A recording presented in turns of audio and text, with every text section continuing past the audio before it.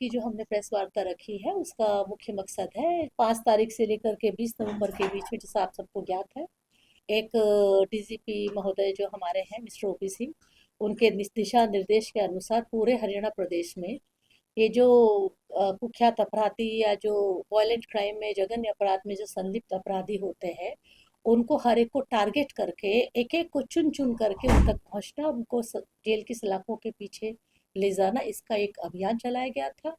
उस अभियान के तहत पूरे प्रदेश में विभिन्न जिला इकाइयों द्वारा अपनी बेहतर सक्षमता का प्रदर्शन करते हुए एक बड़ी संख्या में अपराधियों को धर पकड़ करके जेल में भेजा गया है।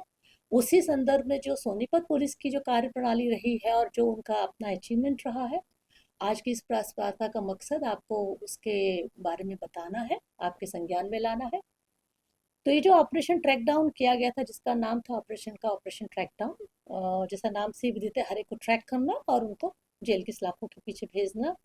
इसके दौरान सोनीपत पुलिस के द्वारा जो उद्घोषित अपराधी, फरार अपराधी, जो वायलेंट क्राइम में वांटेड अपराधी हैं, उनकी धरपकड़ के लिए सभी इकाइयों के द्वारा, चाहे वो थाना स्तर की इकाइयाँ थी, चाहे वो हमारी स्पेशल क्राइम यूनिट्स थी, अथवा हमारे जो अधिकारी स्तर पे जो अपने प्रयास थे, उसके दौरान हमने टोटल 124 लोगों को हमने टारगेट किया था कि इस 15 दिन की अवधि में हमारे जो वांटेड 124 लोग हैं, हम उनको ट्रैक करेंगे, उनको जेल के पीछे भेजेंगे। मुझे बताते बहुत खुशी हो रही है कि हमारी जो संगठित तरीके से हमने मिलजुल कर एक तालमेल बनाते हुए पूरी जो सोनीपत की विभिन्न इकाइयां हैं, चाहे थाना की इकाई है, चाहे क्राइम की इकाई है, सब ने मिलकर तालमेल करते हुए 117 लोगों को पकड़ने में, जो क्रिमिनल्स हैं उनको पकड़ करके जेल की सलाखों के पीछे भेजने की सफलता प्राप्त की है हमने। तो मेरा ये मानना 124 में से 117 को ट्रैक करके जेल में भेजना एक मेरे लिए एक गर्व की बात है। मेरी यूनिट से अच्छा काम किया है। इन 117 में मैं मुख्य तौर पर कुछ ख्यात वांटेड अपराधी, उनका नाम लेना चाहूंगी। सुनील लंबू, जिन्होंने गन्नौर में मर्डर किया था, आप सबको उनका नाम ज्ञात है। रामनिवास पिपली से, नोटोरियस क्रिमिनल है, बहुत सारे उसके खिलाफ क्राइम है। भूपेंद्र है, अगेन ये सिसाना के, जो कि एक नोटोरियस है, 30 से अधिक मुकदमे दर्ज है उसके खिलाफ। उसी प्रकार अजय और निशांत वासी दमकन, और हिमांशु सनी बलियाना के। बलियाना, अगर आपको याद हो, थोड़े दिन पहले ही रोहतक में बाप बेटे का एक मर्डर हुआ था, और उसके जो अपराधी थे मर्डर करके भागे थे। एक सूचना प्राप्त हुई कि उनका खरखोदा की तरफ आने की एक सूचना थी, जिसपे सीआईए और जो हमारी खरखोदा पुलिस थी, थाना प्रबंधक, उन्होंने नाका लगाया था और मुठभेड़ के बाद इनको गिरफ्तार किया गया। यहाँ मैं आपको ये भी बताना समझती हूँ, जो मुझे लगता है एक बहुत मुझे पुलिस के तौर पे एक बहुत बड़ी अचीवमेंट है, कि नॉर्मली हम लोग क्राइम होने का डिटेक्शन करते हैं, लेकिन इस अवधि में हमने प्रिवेंशन किया और हमने 4 और जाने जाने से बचाई।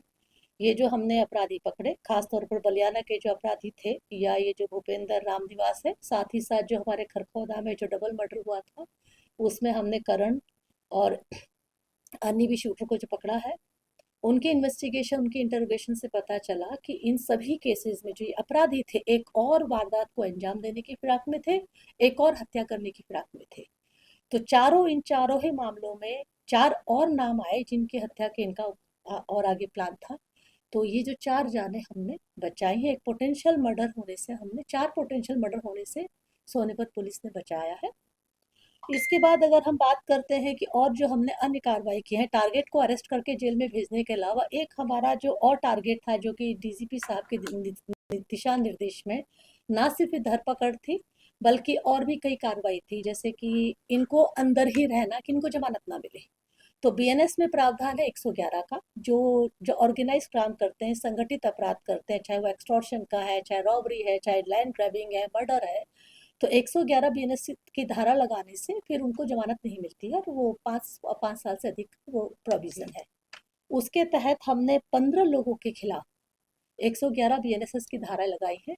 कम से कम ये 15 व्यक्ति वो हैं जो बेल में बाहर नहीं आएंगे, और एक लंबे समय तक हमने उनको अंदर भेज दिया है, ताकि हमारा जो समाज और हमारे जो आम नागरिक है अपने आप को सुरक्षित, सहज महसूस करे। मुख्य तौर पर इसमें करण, राहुल और रामनिवास है। करण राहुल आपको पता है, ये खरखोदा डबल मर्डर के एक्यूज। हिस्ट्री शीट हमारा एक तरीका होता है जो हम ओपन करते हैं, ताकि जो हार्डकोर क्रिमिनल्स है वो हमारी निगरानी से कभी बाहर ना जाए। इस पूरी की पूरी 15 दिन की अवधि के अंदर हमने 150, 150 क्रिमिनल्स को हमने अपनी निगरानी में रखा, कंटिन्यूस ट्रैक करते रहे, उनके हिस्ट्री शीट को अपडेट किया गया कि जैसे कोई नई चीज़ नज़र आती है, कोई नया उनका गैंग आता है या कोई नए सर्कल डेवलप हो रहा है कि निगरानी के तौर पर, तो अपडेट किया गया और 60 नई हिस्ट्री शीट क्रिएट की गई है। ये जो 117 हमने पकड़े, इनमें से 60 लोगों की हिस्ट्री शीट क्रिएट की गई है। और हिस्ट्री शीट एक पैरामीटर होता है जो ये इंश्योर करता है कि ये क्रिमिनल कभी भी हमारी पुलिस की निगरानी से बाहर नहीं जाएंगे, नहीं तो अक्सर कई बार निगाह से निकल जाता है। तो हिस्ट्री शीट ओपन की गई है 60 लोगों की। कुख्यात अपराधी या जो बहुत वायलेंट क्रिमिनल्स हैं, जो बार बार रिपीटेड ऑफेंस करते हैं परंतु तकनीकी खामियों का फायदा उठा करके बाहर आ जाते हैं, बेल ले लेते हैं, ऐसे केसेस को भी हमने टैप किया और हर एक का केस का रिव्यू करके हमने 18 केसेस में हमने बेल कैंसिलेशन ऑलरेडी रिक्वेस्ट डाल दी है और 16 में हमें बेल कैंसिलेशन के ऑर्डर मिल चुके हैं, यानी जो बाहर आए हैं वापस अंदर जाएंगे। प्रॉपर्टी अटैचमेंट भी एक तरीका होता है जिससे हम उनको और गहरी मार या चोट पहुंचा सकते हैं कि क्राइम को कॉस्ट बेनिफिट एनालिसिस है, अगर आप उसको जो है बेनिफिट्स अधिक कॉस्ट बढ़ा दो तो आदमी क्राइम से भाग जाता है। तो उसमें एक बहुत बड़ा पैरामीटर होता है प्रॉपर्टी सीज करना, अटैच करना। तो जो इस तरह के हम आइडेंटिफाई किए जो प्रोक्लेम्ड ऑफेंडर्स हैं, लगभग 62 प्रोक्लेम्ड ऑफेंडर्स की हमने प्रॉपर्टी की पूरे रिकॉर्ड्स लिए हैं, एनालिसिस करके उनके अटैचमेंट की प्रोसेस हम करने जा रहे हैं। इसके अलावा जो हमारा जो और मैं ये कहूँ कि हमारे और अचीवमेंट इसमें क्या रहे हैं, जो ट्रैक डाउन करना, हिस्ट्री शीट खोलना, इसके अलावा हमने इस दौरान 16 अवैध जो असले होते हैं इलीगल आर्म वो रिकवर किए हैं, 15 कार्ट्रिज रिकवर किए, 4 गैंग जो रॉबरी के हमने वो नैप किए हैं और उससे 15 एक्यूज अरेस्ट हुए हैं, जिससे हमारे 12 अन्य केसेस को सॉल्व करने में मदद मिली है। 15 e rickshaw, 2 car, 3 bike, 4 mobile phones और 2 वेपन हमने इस 4 गैंगों से रिकवर किए हैं। और ये जो ई रिक्शा जो 15 हमने रिकवर किए जिनकी वैल्यू लगभग 11 लाख के करीब आती है। ये हमारा डबल मर्डर में हमने ऑलरेडी जो दो शूटर जो दो शूटर है उनको हमने अरेस्ट किया हुआ है, बाकी जो सपोर्टर है उनको भी हमने अरेस्ट किया हुआ है। जो रह गए हैं वो टारगेट पे है। ये तो वही बात होती है कि एक चूहे बिल्ली वाला खेल होता है, पर एंड में तो क्रिमिनल कोई भी बहुत लंबा बाहर रह नहीं सकता है। मैडम, ऑपरेशन ट्रैक डाउन के बाद करीब 30% से अधिक, एक आंकड़ा देकर 30% से अधिक अपराधियों को पकड़ लिया गया है, लेकिन सोनीपत में कमिश्नरी लगे करीब 3 साल हो गए हैं। हम्म। उससे पहले ये कार्रवाई क्यों नहीं? आखिर ऑपरेशन ट्रैक डाउन के तहत क्यों? और जब ये ट्रैक डाउन चलाया जा रहा है, क्या इसी तरह अपराधी जो है जेल के अंदर जाते रहेंगे या फिर ट्रैक डाउन के बाद वही स्थिति बनी रहेगी?